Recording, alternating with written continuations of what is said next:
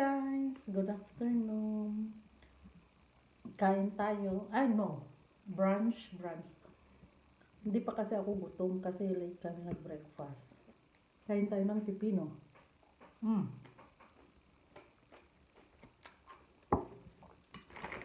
Tapos, may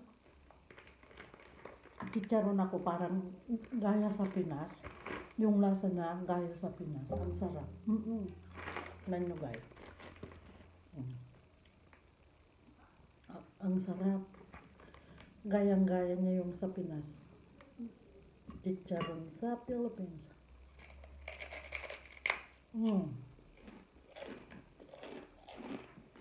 Sarap. Pasensya na kayo, pinonitor ko yung buko kasi ang sakit nung bago kong piercing dyan, no?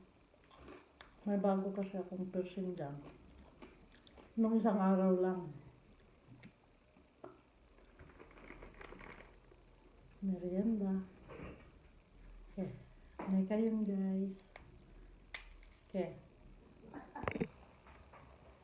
Sorry guys, pinatay ko kasi kung may nag-usap kami ng kapatid ko. Ayan o. Chicharon. Sarap sana pag may balut, no? Kasama to balut. Sa Pinas, syempre kakain ka ng ganito. Tapos may balut. Yummy. Sarap. Ubos ko na yung pipino.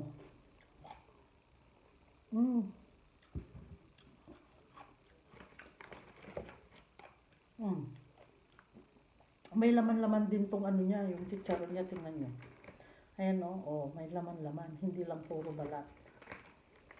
Masarap kasi yung lasa niya. Tingnan nyo, maano lang siya,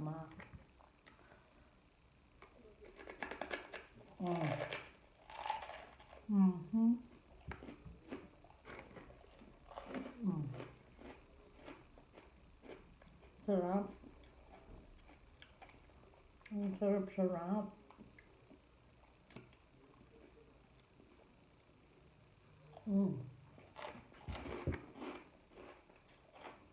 Gusto ko. Ito, pinapa-order ko yung asawa ko kasi yung ka-work niya, yung anak, manugang ata nagtitinda o yung anak, hindi ko alam. Basta ino-order ng asawa ko sa ka-work niya to, chicharon. Malaki, madami din tong laman 250 euros yung isang plastic na ganito.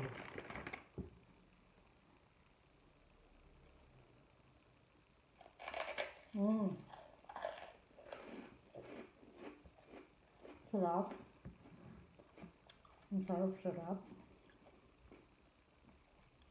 Di pa kasi ako nagugutom. Lang ako ng pipino. Tapos naalala ko, may chicharon pala ako. Kaya, binuksan ko na. 4 yung pina-order ko. Masarap din ito isahog sa guys, sa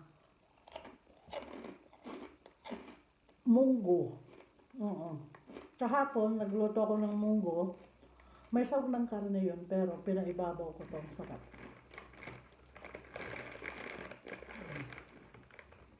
Gusto ko yung walang laman. Sarap. Parang nasa Pinas lang din. Maganda sana kung may mani, yung pritong mani, tapos may, or di kaya yung boiled mani, tapos may balut. Yun ang masarap, balut. Itong tinidor, ginamit ko kanina sa pipino, kaya nilagay ko na lang dyan. Balut guys, masarap. Yung mga nasa Pinas, magmukbang kayo ng balut at saka chicharon. Sarap. Nakakatakam yun. Tapos yung Penoy, di ba yung Penoy walang walang, tawag mo to, yung walang sisiw. Pero gusto ko yung balut guys, yung hindi masyado malaki yung sisiw niya. Yung maliit lang, nung pag mo ng sabaw niya, nasasama na. Sarap. Tapos yung yellow niya, sarap. Tapos, Gusto ko din kainin yung ano, yung white. Yung sabaw niya talaga yung na-imagine ko. Ang sarap sigupin, yung lasa niya. Ay, nakatikim na rin ako dito ng balut dito pero iba ang lasa, iba pa rin sa Pinas. Iba ang lasa ng balut sa Pinas compare dito. Mhm. Ang laki ng pinagkaiba guys. Iba talaga. Dito ako nag-ano kasi dito may pasta ako. Eh parang naano ako pag kinakagat ko. Ano ba yung tawag doon sa Ilocano? Malino? Lino. Hindi ko alam sa Tagalog. Mm. Mhm. Tapos higop ng suka.